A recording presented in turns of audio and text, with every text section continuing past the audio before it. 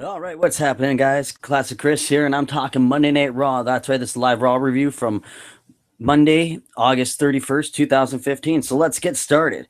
All right, Raw starts off with a few clips from last week. We get some shots from SummerSlam and Monday Night Raw. It was a good clips. It was some good clips. If you missed Raw from last week or SummerSlam, you're caught right back up to speed. So WWE did pretty good there because they have to build for this pay per view coming up in 3 weeks. So the main event at Night of Champions is going to be Seth Rollins taking on Sting for defending for the WWE title. So to start off the show, why don't we start off Monday Night Raw the same way we do all the time with some talking? So we get Sting's theme song starts to play. Sting comes out to start off the show, true to WWE format. Again, a promo. I'm a Sting fan, and that promo wasn't that great. Like, it wasn't that good. Sting was an NWA WCW guy. And he was talking about WWE Legends, which I know he has to do because that is the company he signed to now. So, heck, you got to do what you got to do to keep your job, right? But the fact that he's talking about guys like Bruno Sammartino, Andre the Giant, The Ultimate Warrior, great wrestling names to bring up. But the fact is, Sting, your career was paved through guys like Dusty Rhodes, Ric Flair, stuff like that. So that kind of, it's kind of like a slap in the face to me, to your heritage in WCW and when NWA was still around before WCW split off onto its own. So, and this is another thing that bugged me too in the promo. Sting kept putting over how good Triple H is. Like, Triple H, great in the Attitude Era. Like, he earned his spot where he is. Heck, if I was in his position, I'd be doing the exact same thing he did and is doing. So I can't really argue with that about Triple H. But it's funny how he keeps bringing up that Seth Rollins isn't half the man Triple H is. It's kind of weird, and it kind of bugs me, and it fell flat to me a bit because I kind of like the Sting that wasn't talking. Like, come out, point the baseball bat like WCW. Like, Sting doesn't really have to talk because everyone knows that what his intentions are is to become WWE champion, because that is literally the only mainstream wrestling title that he has not held. So you can't blame the guy. So after the Sting promo, we get Seth Rollins in the back crying to Stephanie about what Sting said. To me, Rollins is a great worker, but he's not getting used right. His voice for his promos, like, they come off a bit whiny to me. Like, even when he's angry, it just seems like he's just being crying. Like, there's no emotion. Like it's just really odd to me. It's like he's faking it, basically. Which I'm not going to argue with the guy's talent in the ring. The guy's a beast. I'm a big Seth Rollins fan. In my opinion, he is a great guy to have the title on. If it's not going to be Brock Lesnar, you have the title on Seth Rollins. At least a guy that can put on a match. But here we are now, 12 minutes, 40 seconds in the show, and we finally get our first match. It's a rematch from SummerSlam. We get Dolph Ziggler taking on Rusev. So to start things off, we get Zach Morris and Kelly Kapowski coming out. They get into the ring, and what do we get? A commercial break. Why didn't you take the commercial break right after the Seth Rollins segment? I don't know. That's just me, but hey. So you make people get the WWE app just to see what Dolph Ziggler's staying in the ring while his song is playing? It's kind of like chinsing your fans there, WWE. But oh well, I'm not gonna say rip on it too much because they've been doing it for so long. So what's the sense of me crying over spilt milk or crying about the same stuff? For, like, if I keep complaining about the same stuff, expecting a different outcome, it's like insanity. So whatever. The match wasn't that bad. In my opinion, Rusev is getting better in the ring. He's showing a lot more athleticism, and he's doing a lot more moves. He's getting better. Mad Genius, a good friend of mine, has stated before, you've seen one Rusev match, you've seen them all, and I was agreeing with him. But last night, he showed me some things, and I was entertained by the match. It wasn't that bad. So a good match by Dolph Ziggler and Rusev. But you know what's funny? It seemed like the fans during the show didn't really care too much about the match. Or about Dolph Ziggler. They're chanting, "Let's go Rusev, Rusev sucks." There's also a couple of Lana chants. But there was one Dolph Ziggler chant, but compared to the other two, it didn't match up to the crowd volume that the other two chants had. To me, the highlight of the match is when Lana attacks Summer Rae. They're rolling around on the mat, and Lana's skirt flipped up. To me, that was the highlight of the match. Could have also been the highlight of the show. I'm surprised the WWE gave Ziggler and Rusev that much time in the ring, which I'm glad they did because they put on a good match, and it kind of made me forget how bad that opening segment / promos were. So I'll give that a good shot. Like that gives a good a check mark beside it for me because I enjoyed that match. It wasn't that bad. So now we're going to get Nikki Bella having a microphone. Like I don't understand how John Cena can handle her talking, but I'm sure outside of the ring she's probably a more likable person. But to me, oh, take that microphone away from her. So we get Nikki Bella. She's talking about how she is going to be the longest reigning champion in, like, I think it was like 2 weeks or something like that. So good for her. Whatever. It's all kayfabe, so it doesn't really matter. It's not like you're a UFC champion or anything, a person that had to literally fight for the title. And the fact that you're putting yourself over as going to be the longest reigning champion, but yeah, when's the last time you defended the title? I can't even remember the last time Nikki Bella defended the title. I'd have to look that up, which I'm not going to do because I'm not a Nikki Bella fan and I do not care. So we get Becky Lynch taking on Alicia Fox in the first match in the Beat the Clock challenge. Whoever gets the shortest time limit, as we all know how Beat the Clock works, you get to be the number one contender at Night of Champions to take on Nikki Bella. And in my prediction, you will be the next Divas champion after that night. So I was bored. I was bored during this match. It's a good thing that it was only 3 minutes and 21 seconds long. Becky Lynch is your winner. Becky Lynch is a good worker, but to me, this match was just boring. Like I was just not entertained. And after a good match between Dolph Ziggler and Rusev, you get this. It just wasn't up to my standards. But everyone has their own opinion. That's what makes wrestling so good. Like something I may not like could be something that you like, which I really hope that like if anyone has any comments or anything, put them up. Like who cares? It's all good. Like we all have opinions, and it's our God-given right to voice our opinions. Like I'm not going to call anyone dumb for liking who they like, and I expect the same courtesy in return because it's all opinion. There's no right or wrong answer. It's just what appeals to you. So Becky Lynch is your winner, like I said, 3 minutes, 21 seconds. So after the match, we get another friggin' promo. And I thought to myself, like, no wonder I watched 90% of that Toronto Blue Jays game last night instead of watching Monday Night Raw. So we get Ryback talking. You see Summer Rae sneak into Dolph Ziggler's dressing room. Cool, whatever. Ryback taking on the Big Show for the IC title. I am literally sick of this feud. It's been the same thing over and over and over ever since they couldn't get this match done, like the triple threat match due to Ryback's staph infection. Like back at SummerSlam, we had to have that triple threat match. So if Ryback wouldn't have got injured, we could have had that match at Battlegrounds. That means all this Big Show stuff and Miz stuff could have been over with because it is getting really boring. But Ryback wins the match by a distraction by Miz.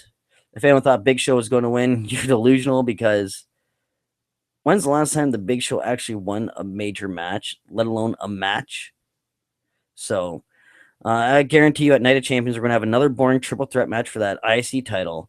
And it just saddens me about this IC title because to me, the Intercontinental Championship was such a prestige title when you had guys like Kurt Hennig, Bret Hart, British Bulldog, Roddy Piper, Randy Savage, Ricky Steamboat. And that's just to name a few great champions that we had over the years.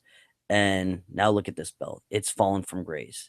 To me, the IC title means a lot, but it's just weird that the WWE seems to not care about a title that they created. So it's just odd. So after Ryback's win, we get another Beat the Clock challenge match. We get Charlotte taking on Brie Bella. Bad match. The show to me is really going downhill after that Ryback match, and as soon as that Becky Lynch and Alicia Fox match came on, the show's been going downhill to me. Brie Bella, she wasn't even trying to fight her. She was just trying to trying to make the clock go longer so her sister wouldn't have to fight Charlotte. And it was just brutal. It was such a boring match. But Charlotte wins within 1 minute 41 seconds, or she has a minute 41 seconds. So good. I was so happy that match was under 2 minutes. It seems odd, but lately the only females that can really work and put on good matches are all the upcoming females and divas from NXT. It is just very weird. Like that Sasha Banks Becky match at Takeover was a great match. I mean Bailey, sorry. It was Sasha Banks and Bailey at Takeover. That was a good match. That was a great match. But WWE, your women's division isn't that great. Except if it wasn't for these girls coming up from NXT, it just would be shit. Like you take a look at TNA wrestling, they have some great women's matches going on. Like you had girls like Gail Kim fighting, you had Taryn Terrell, you have Brooke Tessmacher, you have Rebel, you have a bunch of them, you have the Dollhouse together. They are good women's wrestlers. But after the Charlotte match, in my opinion, she's going to win the the Divas Championship at Night of Champions, because there's no way Paige could beat anybody quicker than a minute 40. So we get a Dudley Boys promo. I am happy to see the Dudley Boys back. The Dudley Boys, in my opinion, are hands down one of the best tag teams ever. They rank up there to me with like teams like the Road Warriors, Rob Van Dam and Sabu.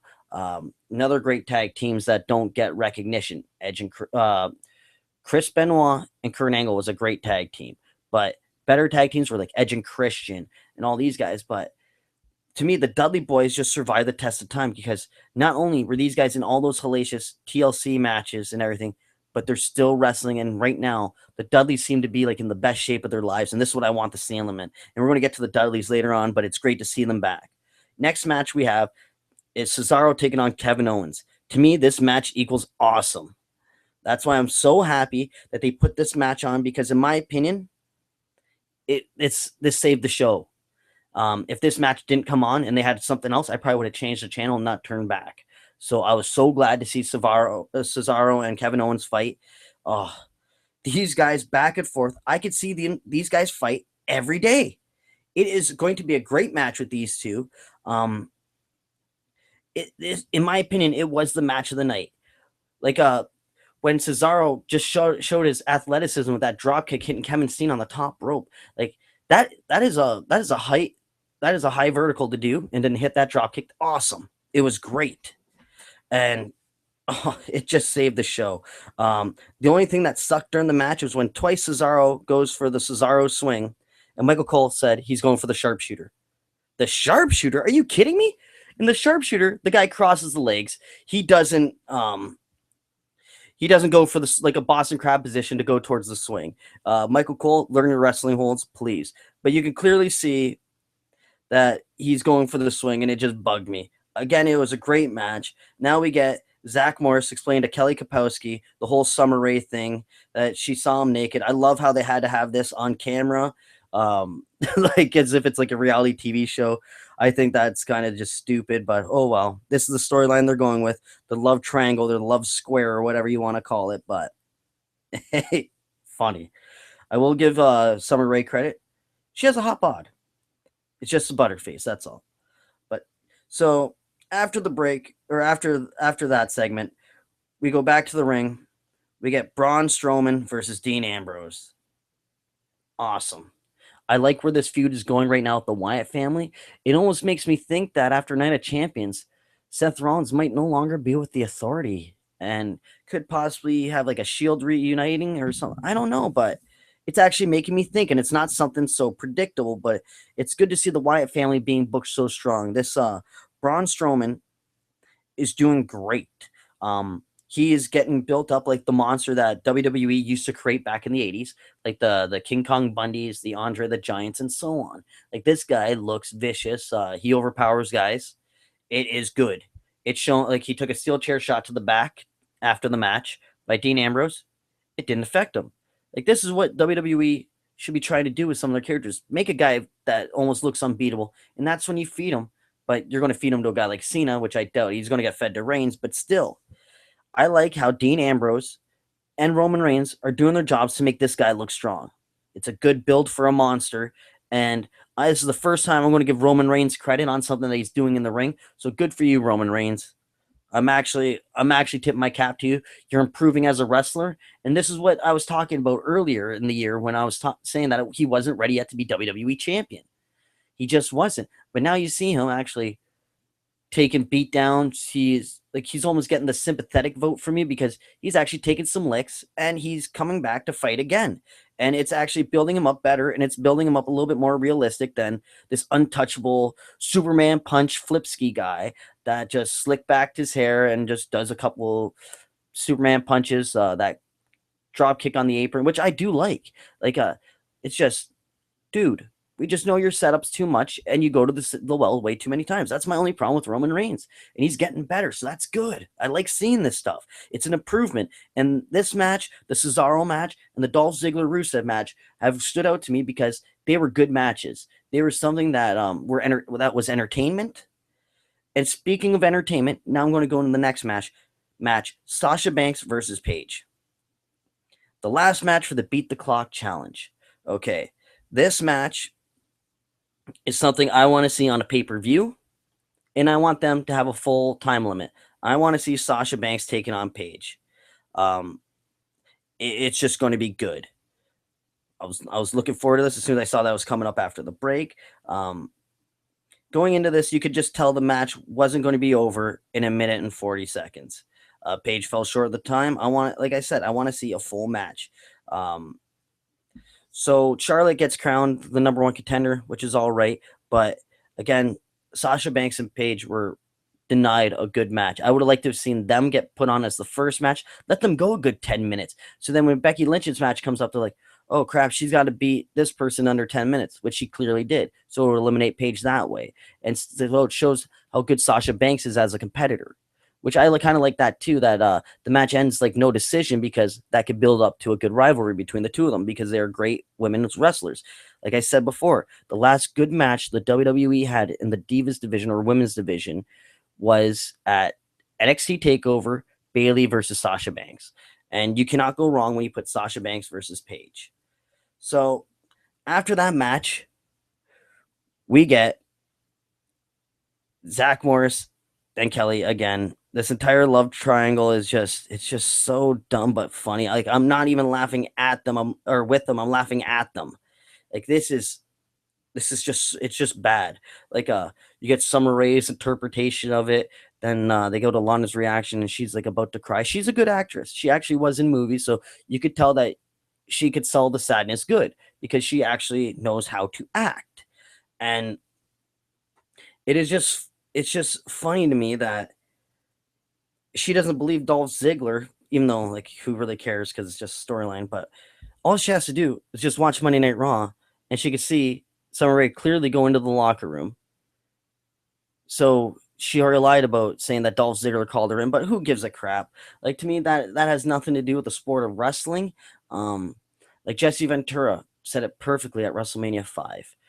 Hogan, he couldn't just ask Randy for a title shot. No, he had to go after Liz. They had to make the storyline about Liz instead of saying who was the better wrestler of the mega powers. That to me was a huge blunder that they did, but who cares? That was the past. This is now. And the Dolph Ziggler Rusev thing is not going to go away. It's just it could be a little bit better because their matches are getting good. Like they're putting on some crisp matches. So now we're going to get on to the quote unquote main event of the night, the return of the Dudley Boys taking on the WWE Tag Team Champions, the New Day, in a non-title match. To me, the New Day is hilarious.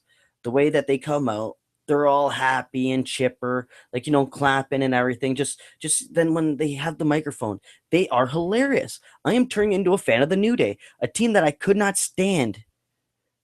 I could not stand them when they were first coming in. But this heel turn and like just how they've been on this run, it is entertaining to me. Like I love it. This whole save the tables movement is hilarious. They pulled out a table like this is the last table in the building and it's covered with bubble wrap. That is so funny. The reason why it's so funny, of course, New Day would put bubble wrap on a table, not the Dudley Boys. The Dudley Boys will put gasoline and fire on the table and put you through it. Just ask any guy from ECW. It is just great that that the New Day and the Dudley Boys that they're in this feud because I think it could be very entertaining. I honestly do. And the way the New Day have just been a great comedy act slash tag team, it's been good. And oh, I got Shane just messaged me. Let me see. Let's see if I can get Shane on this. Let's see. Well, looks like I want to have to find him. Because right now, like we're just talking Dudley Boys, and I'm a big fan of the Dudley Boys. Like I grew up watching them. Like WCW, ECW. It's just, in my opinion, could have been one of the best eras, if not the best era for tag team wrestling. Because look at the teams that were in um, ECW, for example. You had the Dudleys. You had Chris Candido teaming up with Lance Storm. You even had at one point Lance Storm teaming up with Just Incredible, the Impact Players. You had just so many good tag teams, Benoit and Malenko. The Public Enemy.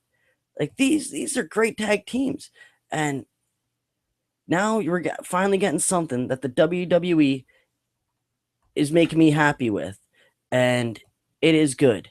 It is good. I like the New Day. The Dudleys are back, and let's see. I'm going to get Shane added on right here, guys. So just bear with me one moment. I apologize for any delays and getting off topic, but I'm going to add Shane in here right now. There we go. Let's see.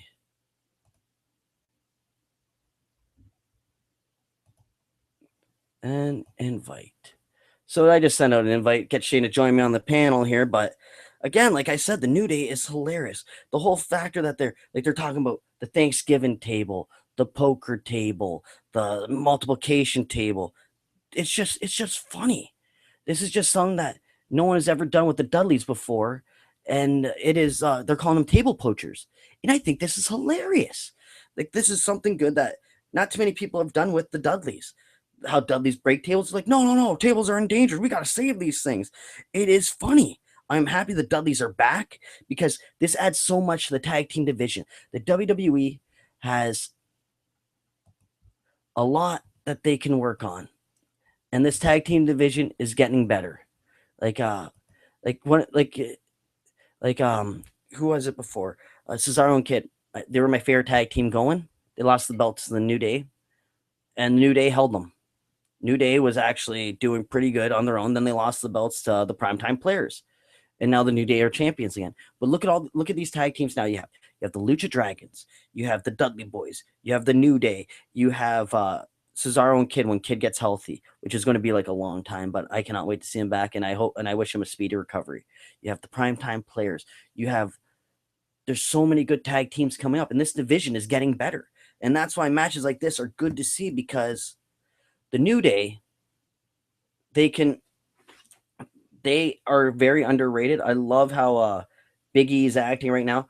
Xavier Woods has to be one of the funniest people on the thing. He is hilarious.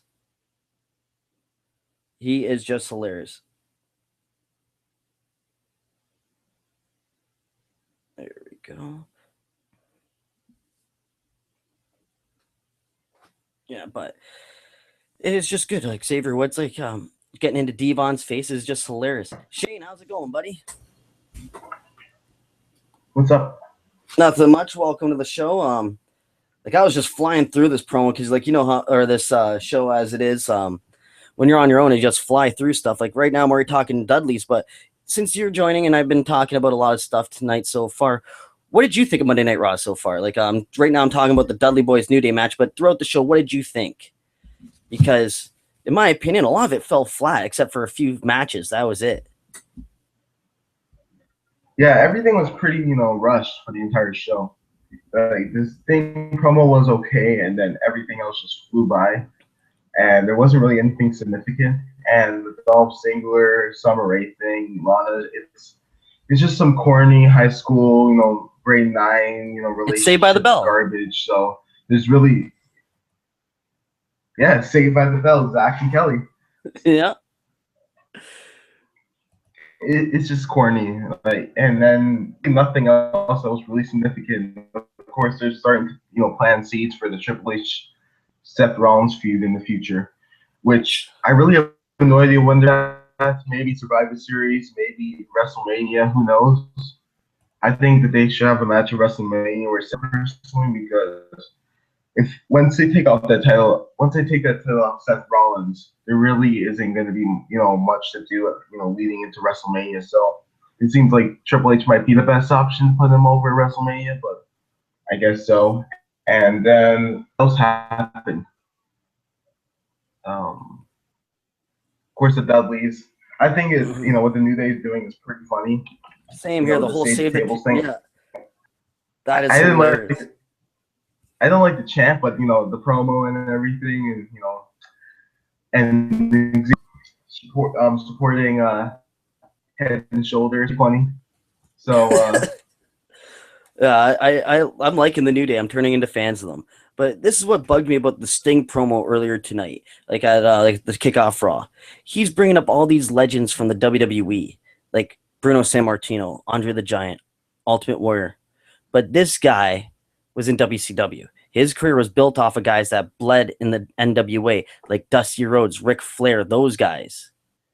Like, to me, it's kind of like slapping the face of his own legacy. Yeah. Like, you know what I mean? Like, it's like, I was a part of this, but fuck that, I'm a part of this now, so it's just really weird. That's what stood out to me in that. He should have mentioned guys like Dusty Rhodes, Ric Flair. Hell, they mentioned his, the DPs and stuff, and the Hulk Hogan's, and even NWO, and mentioned like legends from WCW that where you were for basically your career. Actually, not the majority, but your peak of your career. So yeah, it was kind of weird for him to mention WWE guys instead of WCW. Yeah, it's just funny because you definitely know Vince or Triple H held him up to it, and Triple H loved the fact that he kept putting him over. You're not as good as Triple H. You're not half the man Triple H is. Yeah, definitely. Yeah, it's just good how they're planting the seeds for everything. Go ahead. Yeah, I kind of found funny. I kind of found the Triple H thing funny just because of the fact of Bruce getting ranting about it on the website. Yeah. Then the whole thing too, like with Stephanie McMahon, it's just hilarious. Like you could just tell that it's just like it seemed like this segment was like everything was like rushed, like you said, like as if it was like off like just right off the top of their heads, like, okay, let's go to this and let's do this promo or some crap like that. Just didn't seem like there was a lot of thought or anything put into it, because I was surprised to not see Triple H there, even though like with what happened at the Performance Center over the past like couple of days, but kind of expected to see Triple H there, especially during the whole I would love to have seen how smug he would have looked when he's like, when Sting said you're not half the man Triple H is. I would love to have seen how smug he would have been. I thought it would have been funny. Yeah, the camera just cut to backstage and you see Triple H's face. Yeah, like with his head tilted up with a big grin. But this whole like the whole Rusev thing, though, I noticed that he's getting a lot better in the ring. Like that was a decent match. Go ahead. Yeah, I'm actually Rusev's growing on me from a comedic standpoint because he's with the Wicked Witch of the West, and he's facing he's having mixed gender matches every single week against Dolph Spangler. So I feel pretty bad for him, and it's also funny what he's doing in the ring and everything. It's like Rusev's grown on me. He has. He has definitely. And it's kind of funny. It's kind of funny how this happened like after the scene feud. Yeah. Well, it took us this long to forget about it because as soon as he lost to Cena, they immediately took Lana away from him, and that's where all the focus came on. Yeah. And she's Lana was basically the majority of those two. Oh yeah. Like, and the thing too, like with the whole Lana thing, like she has an acting background, so she actually isn't that bad on the camera with her facial expressions and everything. Like she almost genuinely looks sad at one point tonight, like with the whole Summer Rae thing and everything. It's just, that to me is just ridiculously funny. It's like two people from Valley sneaking into Zach's locker room or whatever. Like, oh my God, Kelly, she just saw Zach in the shower. What? Zach, did you fuck her? No, of course I didn't. Okay then. She walked in the wrong dressing room. Obviously, she can't read. I know, right? And it Like was so Dean, funny how how she was like, so she saw you naked. Well, duh, you were in the shower. How are you gonna take a shower, if you're not naked? what do you expect me to have my swim shorts on? Like it's just funny. It is just funny. But yeah, like tonight, no, the things that saved it to me was Kevin Owens versus Cesaro, Dolph Ziggler versus Rusev, and this New Day thing is just hilarious. And another match that I really liked was Braun Strowman against Dean Ambrose because I like how they're actually building him up to be this monster. Like how he got hit in the Yeah, back with the chair and it didn't even phase him. That's something that like stuff used to happen to King Kong Bundy or Earthquake or like the monsters they try to build up for Hogan. yeah, exactly. But really, I feel like this is going to just culminate with Dean Ambrose getting injured or something by like Hell in a Cell Survivor Series and then having return at the Rumble. But this is going to culminate where Roman Reigns might just face all three of them at like Survivor Series or TLC, and he's going to take down the Wyatt family. I think that that's going to be like the stepping stone to him possibly winning the Rumble and then facing Cena Mania. So that's how I look at this Braun Strowman Wyatt family thing. Really, I don't see them really taking this any further past this Roman Reigns Dean Ambrose thing. It's going to be like just like the Shield Wyatt feud, where like after the Wyatt family lost, they basically broke them up. Yeah, but that feud was great. Oh yeah, but then right after the Shield get put into that feud with Evolution, and it wasn't that bad. It built up to the Seth Rollins becoming the champ. Yeah, and it was kind of weird for people to say that they ended the Shield too quickly at that time because I think that was really the only three on that roster that they did not really beat at all before and Mm-hmm. have a feud of it. So I think that was a great way to end the Shield thing, and they were a great faction. They were, and it was good, but it's kind of funny how they kept putting them over. Like this is the most dominant faction. No, they weren't. They only lasted less what a year. It was like a year and a half. Yeah, Four Horsemen was around for like a decade. NWO it seemed like forever. DX was going for like a good 3 to 4 years. It's just funny how they want to put them, but like they didn't really do anything. It's like yeah, you guys had one good run. That was it. You had a run. Like you weren't dominant. You weren't like as established as these other fractions were. Yeah, but that's kind of how culture and sports bring the hype into any athlete really. Oh Like yeah. you have it like with LeBron James and Michael Jordan comparisons because of the hype of LeBron James. Like it's stupid when you really think about it in context, but that's kind of how people get Mm-hmm. excited for these stars and wrestlers and athletes. So what do you think of the bubble wrap on the table when the New Day pulled it out under the ring? I thought that was funny. I think that was perfect, but I was just wondering why bubble wrap. To make it softer. Oh yeah, but like but yeah, but aren't they supposed to save the tables? yeah, that's why they put the bubble wrap on it to protect even the top of it so it doesn't get scratched. But I thought that was hilarious because I was thinking to myself, I'm like, of course the New Day would put bubble wrap on the table. The fucking Dudley Boys would put gasoline and fire on a table. Yeah, I would laugh if this feud all culminated with a flaming table spot on Xavier Woods, and you see his hair come off. Like, Oh, that'd be terrible but funny at the same time. yeah, But I honestly think at Night of the Champions, it's probably going to be a triple threat tag match. You're probably going to get primetime players taking on the New Day, taking on the Dudleys. yeah, Because now definitely. the Dudleys have defeated the tag team champions with a 1, 2, 3 in the ring. So that is huge. Like, like for ranking system or whatever. But Yeah, yeah, the player definitely. and the primetime players are automatically the number one contenders because they have that rematch clause. Hmm. I Yeah, feel like but I think the New Day is gonna win and the oh yeah, champion. they'll lose to the Dudleys like at a decent pay per view. Yeah, probably like Survivor Series or something. Mm-hmm. Oh, exactly. And it's not that far away when you think about it. Yeah, it's just two more pay-per-views until we get to the Survivor Series film. You know what pay per view I miss, but it was a WCW one, Halloween Havoc. I wish or Fall Brawl. I wish WWE would just take it and just make it their own, like they try to do with the Great American Bash. Yeah, definitely. Like just something. But to see Braun Strowman just threw everyone around like a rag doll. It was good to see Dean Ambrose actually help sell. Same with Roman Reigns. Like Roman Reigns actually did some work tonight, which I was shocked. Even though Yeah, it's just getting beaten up, but now he's earning his dues. Like you know what I mean? Like it's kind of an improvement to me with Roman Reigns. yeah. I think that I don't like Roman Reigns still, but I think that they're doing the right thing.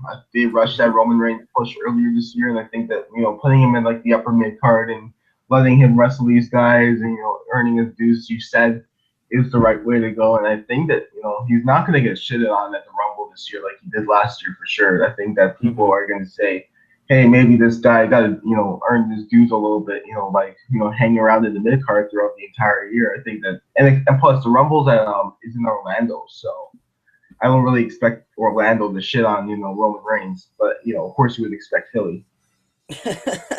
Yeah, Orlando doesn't shit on anyone. Just look at the Magic. Yeah, they know what shit is. Yeah.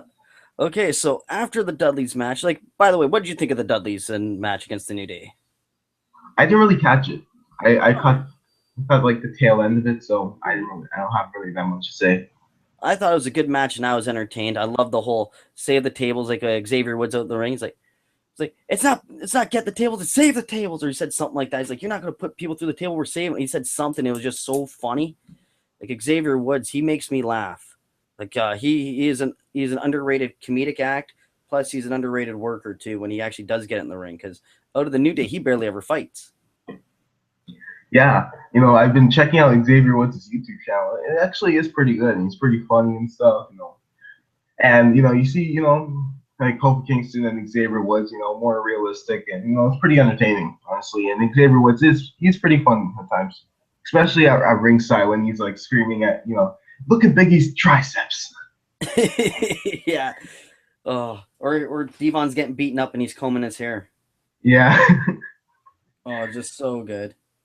Like that's the stuff that like it's the little subtleties that you don't see nowadays too much in wrestling, but when you do see it, it's awesome because like just like it's a little thing like that. It almost brings back like the heel managers, like a Jimmy the Hart, like a Jimmy Hart almost or something.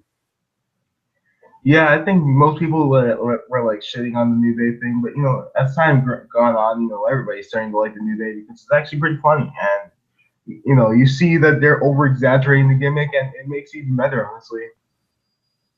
Mm-hmm. That's what I think.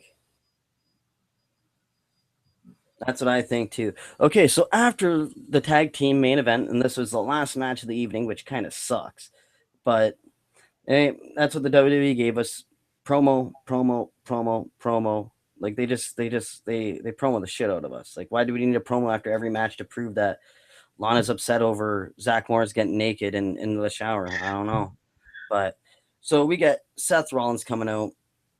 He's calling out Sting to look to because he wants his trophy back. Or his statue back. He wants Sting to come out and be a man and see him face to face. And what do we get? John Fuckboy Buckethead Cena. I thought this was going to be a great show because I'm like, holy shit, this is Cena free. This is the first time this has ever happened in a long ass friggin' time. Let me applaud this.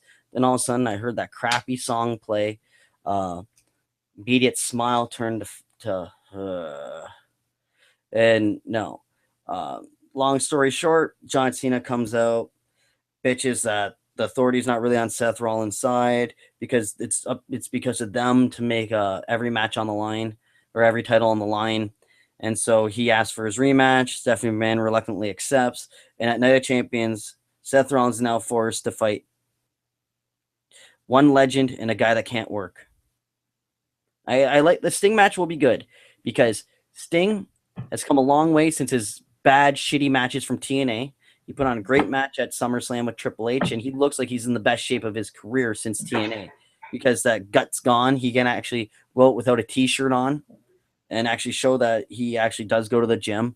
But John Cena, it's just ridiculous. Can we at least have a pay-per-view without him in a title match or something? It just bugs the hell out of me. I'm just sick and tired of this crap. And the worst thing about it is that they're just going to keep doing it because they've been doing the same thing day in and day out, and WWE just doesn't seem to care. They love John. They love everything that he does, and it's just ridiculous. So, what do you think of the Seth Rollins John Cena argument in the ring? Well, I was kind of expecting Cena to get the title shot because he is going to get his rematch, and I think that honestly I feel like he might win, and then I think Seth Rollins will win the main event. But yeah, it sucks to see Cena in another title shot and another match against Seth Rollins, and goes to show that what happened at SummerSlam was just a SummerSlam. And it was kind of shocking, on Twitter when you saw John Cena did not really blame Seth Rollins for the loss at SummerSlam. He blamed John Stewart, which gave people a little bit of hope. But of course, when you have hope in the WWE, they always let you down. So yeah, we have to deal with another John Cena title match against Seth Rollins, and this is probably going to lead to him getting another WWE Championship match because he beat the champion at Night of Champions, and the champion later on retained. So this is going to lead to probably Cena winning the title, back, or it's going to lead to Sting winning and Sheamus cashing in or something. But anyways, it's all going to culminate in a 16 title reign for John Cena. But I don't know. I don't see him winning the title this year. I don't know. Something about it is just it's a chase for 16. So I feel like they're gonna maybe wait this out till Mania or the Royal Rumble to make it more special, apparent to them. Yeah, to them, but nobody else. Because it's so funny how WWE just doesn't care that that a lot of people don't like this guy. Like it's just funny. Yeah, Like I wonder how John Cena feels when he goes out and he's like, "Man, these boos are getting louder and louder." Like now they changed my theme song to say John Cena sucks in the theme of my theme song. It's not like the Kurt Angle "you suck" thing because that was the whole shtick that they put together, like him and Edge and stuff like that. But then you get John Cena, and the fans are literally changing the lyrics just so they can make fun of him. Like no one started that John Cena suck, but the fans did. The "you suck" for Kurt Angle started with like Edge in that. yeah. I don't know how much this really affects Cena anymore because I think he's just he knows that he's hated by the fans and there's really nothing left for him to do to really change their opinion. So I think he's just accepted and said, "Hey, I'm making all this money and I'm the top guy in this company, so just accept it." And I think Cena's really that type of douchebag. So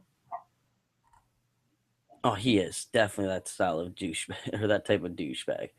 He's a loser. I'm not a fan of him. Never had, never will. It's just mind boggling how they're just putting so much stock into one guy instead of actually putting some I don't know thought into building up anybody. Because like back in the Attitude Era, they had so many guys that were building up that in case an injury happened, you had a guy to take the spot right away. Like Austin gets injured, you had The Rock. Rock gets injured, you had Triple H. Triple H gets injured. Well, good thing Steve Austin came back. Or like they go with a month with the Undertaker, or they gave Kane like a quick title run or something. Like you know what I mean? Like they had so many guys that they can work with. Nowadays, it's just the well is run dry because they kept tapping the Cena, going to Cena so much. It's like finally you're seeing guys getting built up like Dean Ambrose, Roman Reigns, Seth Rollins, Dolph Ziggler's fallen off obscurity because no one really cares about him. Rusev's doing better than him right now. Um, Friggin' what's his face? The Kevin Owens Cesaro match stole the show, and these guys need to start getting start getting some recognition for how good their matches are. yeah, definitely. That Cesaro and Kevin Owens match was pretty damn good, and it was a decent finish as well. Oh yeah, yeah, I was quite happy to see that. Like I said before, I can see those guys fight at any show, like or any card anywhere in the lineup. I do not care. I just want to see these guys fight each other because Yeah, it's going to be. definitely. But what do you think going into Night of Champions? I'm not really excited for the show. I'm just more intrigued on who's gonna walk out WWE champion because there isn't really anything else besides Sting Seth Rollins match that's really gonna really grab my attention. Maybe the tag team title match because you're gonna get a funny New Day promo and a pretty good tag team match. But honestly, there isn't really much. You're gonna probably see a Ziggler, my mistake, Spangler and Lana versus Rusev and Summer Rae, where there's only gonna be one man in the match. So yeah, uh, I guess that's gonna be that. And Well, I will then, say Lana's skirt flying up could have been the highlight of the and oh yeah, definitely. except next time she should be wearing a thong. That's all I'm going to say. Yes, she should. And I have a feeling that they might do a triple threat match for the IC title, which nobody wants to see again. Mm-hmm. I'm I sick of might that just, feud. yeah.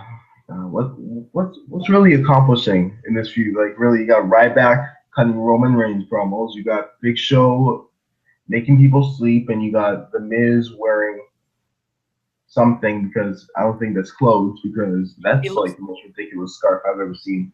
he looks like a desert bandit from a cartoon because only cartoon characters wear something that ridiculous. Yeah.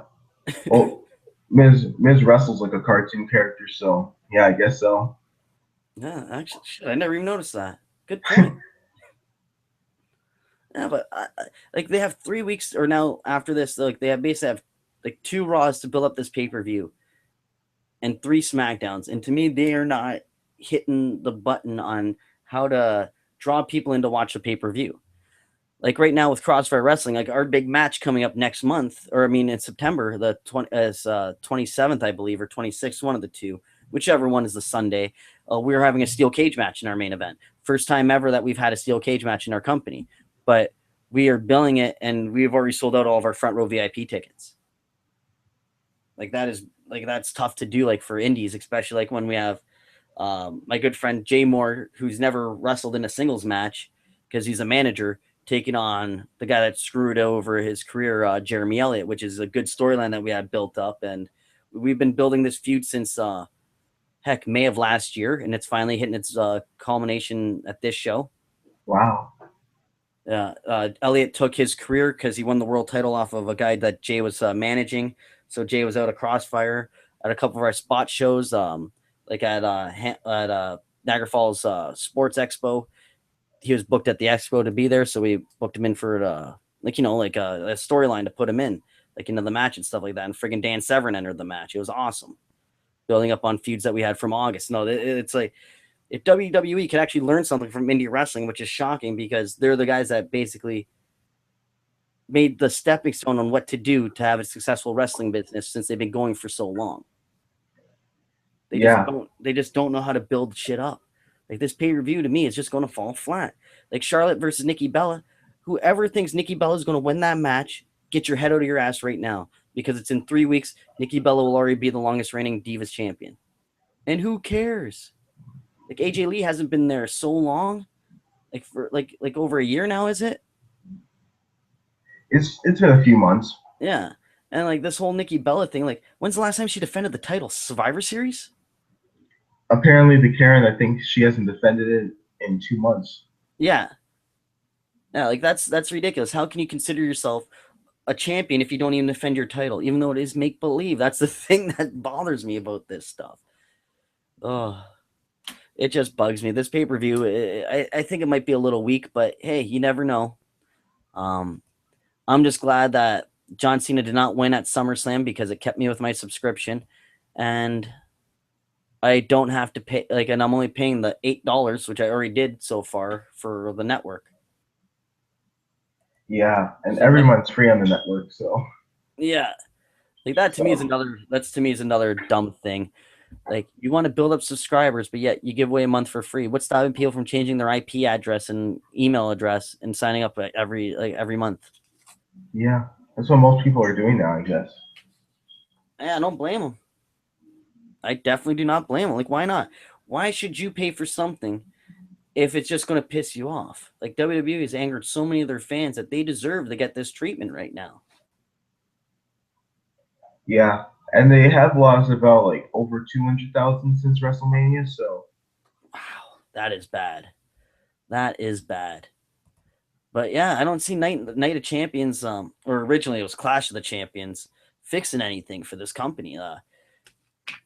Like I don't know, like I honestly don't know where they're going to go after this pay per view either. Like, where do you go with Rollins? Where do you go with like all this stuff? And if it goes right back to him feuding with John Cena, it's like, why'd you even have SummerSlam? Like, you know what I mean? It's like it Uh, makes no sense because they keep going back to the exact same feuds. Like, well, why the hell did they fight there? Why the hell did they fight here then? It was just gonna be the same thing over and over. Like, if we get another Sheamus Randy Orton match at Night of Champions, I'm gonna be pissed. Like they fought at Yeah. Battleground, they fought at SummerSlam. Now if they fight another match at Night of Champions, like give me a break. Yeah, and I don't even think they were on the show tonight, were they? No, no, neither of them were. Well, Orton, I understand because he's been in the company for how long? Like longer than Cena, and Yeah. he deserves a night off here and there because that guy actually gets injured. I don't know what kind of roid Cena's on, but he does not seem to get injured. Well, once if he continues doing that springboard stunner, he's gonna injure himself and somebody else for sure. I'm surprised he hasn't broke his neck with that Hurricane Run off the top rope. That self power bomb. Yeah. But yeah, like Monday Night Raw, in my opinion, out of 10, I'm going to give it a 6. It would have been a 7, but John Cena had a friggin' come out and put that down. I was entertained with some things, but a lot of the other things, it just seemed like it was just pointless stuff just to fill up time.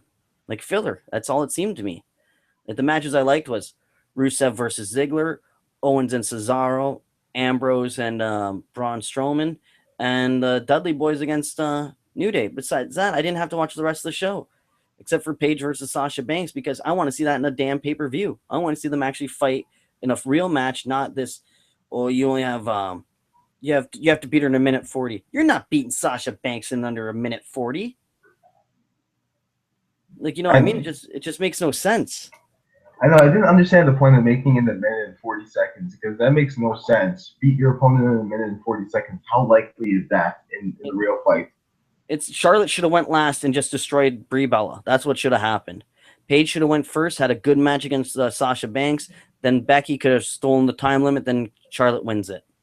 Yeah, definitely. It should have been like an 8-minute match between Paige Yes. and Sasha Banks, and then a 3-minute or 4-minute with Becky and then Alicia, and then Charlotte just does what she does to Brie. Exactly, and everyone knows that Charlotte's going to win that title. She was supposed to win it months ago, actually, when she made her debut, but John put a stop to that. Yeah, I feel like she is going to win the title because Nikki's record's going to be broken. So yeah, it sure is. There really isn't any more point to really have her the champion. So I guess that you're actually going to give her the belt. But here's the thing, though. Why would you who even cares about Nikki Bella's title run or anything? Like, the only person that seems to care is like her and John Cena.